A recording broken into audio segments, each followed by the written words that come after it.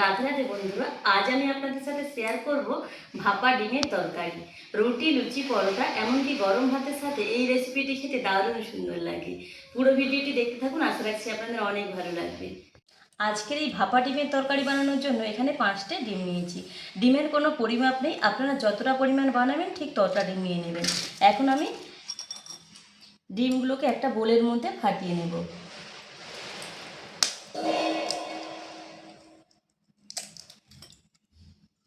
ডিমগুলো কিন্তু আমি আগে থেকে একটু ধুয়ে নিয়েছি।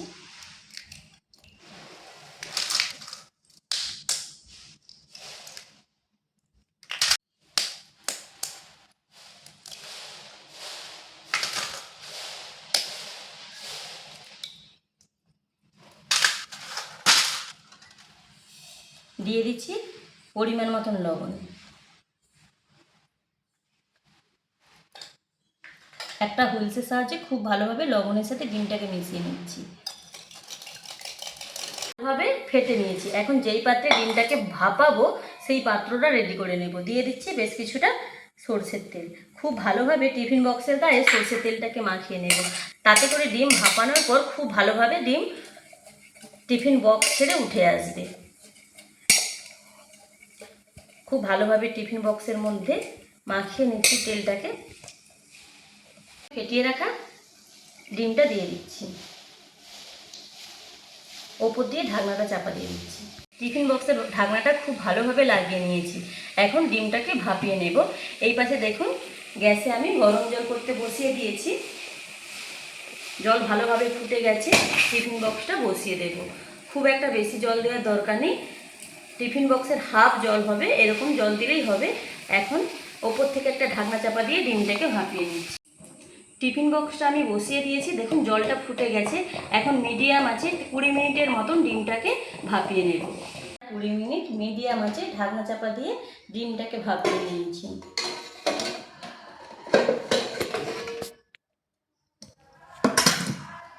এখন বক্সটা তুলে একটু ঠান্ডা করে নেব। ঠান্ডা হয়ে যেতে ডিম ভাপাটা বের করে নিয়েছি। এখন ছুরির সাহায্যে কেটে নেব।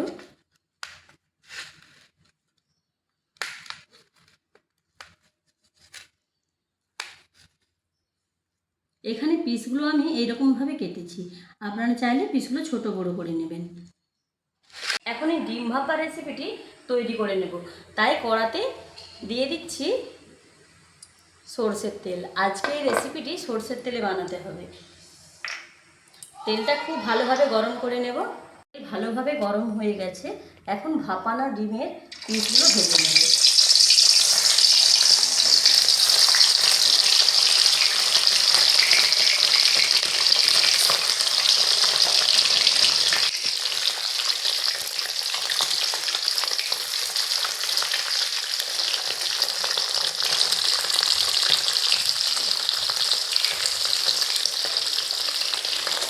কিন্তু ভাজা হয়ে গেছে, তুলে নেব। এর থেকে বেশি ভাজা যাবে না, তাহলে কিন্তু ডিমগুলো খাওয়ার সময় শক্ত হতে পারে। হালকা করে ডিমগুলো ভেজে নিয়েছি, বাকি যে ডিমগুলো রয়েছে একইভাবে ভেজে নিচ্ছি। সবকটা ডিম আমি ভেজে তুলে নিয়েছি। এবার ওই তেলের মধ্যে দিয়ে দিচ্ছি একটা বড় সাইজের আলু। ডিমের মতনই ডুমো ডুমো করে কেটে নিয়েছি। এখন এর মধ্যে অল্প একটু লবণ দিয়ে আলুটাকে একটু ভাজা ভাজা করে নেব।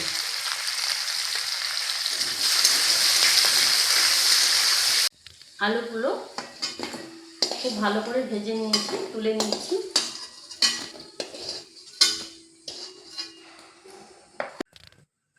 এখন আবারও কড়ার মধ্যে দিয়ে দিচ্ছি 2 চামচের মতন সরষের তেল। তেল ভালোভাবে গরম হয়ে গেলে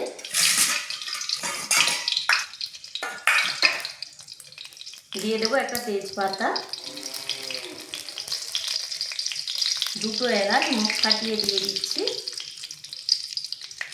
লবঙ্গ আর দারচিনি।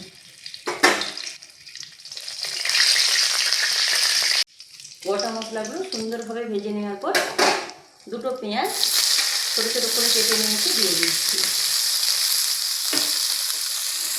দিয়ে দিচ্ছি একদম সামান্য অল্প একটু লবণ। এবার পেঁয়াজটাকে খুব ভালোভাবে তেলের মধ্যে ভেজে নেব। পেঁয়াজ ভাজা ভাজা হয়ে গেছে, এখন এর মধ্যে দিয়ে দিচ্ছি 1 চামচ আদা রসুন বাটা। আদা রসুন বাটাটা দিয়ে একটু ভালোভাবে কষিয়ে নেব।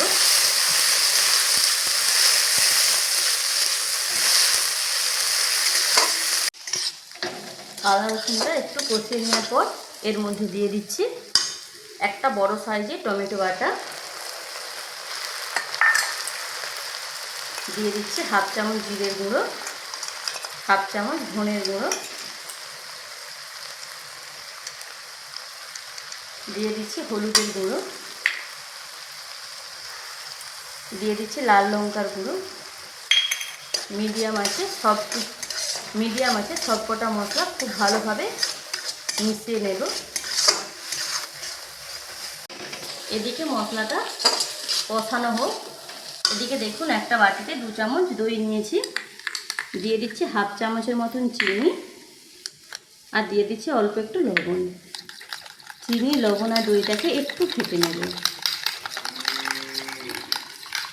মশলাটা একটু ভালোভাবে কষানো হয়ে গেছে। এখন এর মধ্যে দিয়ে দিচ্ছি ফেটিয়ে নেওয়া দই। দইটা যখন কড়ার মধ্যে দেবেন তখন কিন্তু অবশ্যই করে কিন্তু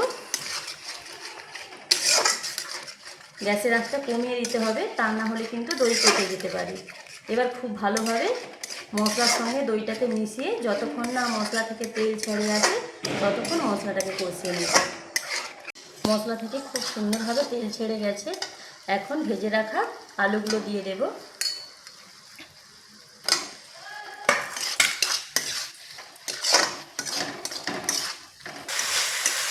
আলুর সঙ্গে মশলাটা ভালোভাবে কষিয়ে নিয়েছি।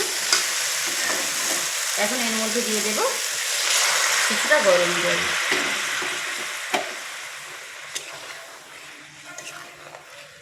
খুব একটা গ্রেভি রাখলে এই রেসিপিটি খেতে খুব একটা ভালো লাগবে না, তাই এখানে অল্প গ্রেভি রেখেছি। আলু দিয়ে খুব সুন্দরভাবে গ্রেভিটাকে ফুটিয়ে নেব। এখন আমি গ্রেভিটাকে ভালোভাবে ফুটিয়ে নেব। গ্রেভির সঙ্গে খুব ভালোভাবে আলুটাকে 5 মিনিটের মতন ফুটিয়ে নিয়েছি মিডিয়াম আছে। এখন এর মধ্যে দিয়ে দিচ্ছি অল্প একটু গরম মশলার গুঁড়ো। গরম মশলার গুঁড়ো দিয়ে খুব ভালোভাবে মিশিয়ে নেওয়ার পর ভেজে রাখা ডিমের ভাপাগুলো দিয়ে দেব।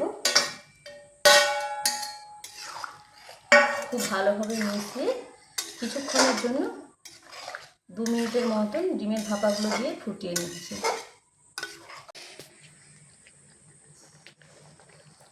1 মিনিটের মতন সমস্ত কিছু ভালোভাবে ফুটিয়ে নেওয়ার পর ওপর থেকে দিয়ে দিচ্ছি অল্প একটু একদম সামান্য ধনেপাতা কুচি আর 4টের মতন চেরা কাঁচা লঙ্কা। ঝোলের মধ্যে খুব ভালোভাবে মিশিয়ে নেওয়ার পর রেডি হয়ে গেল আজকের ডিম ভাপার তরকারি। এখন নামিয়ে নেব।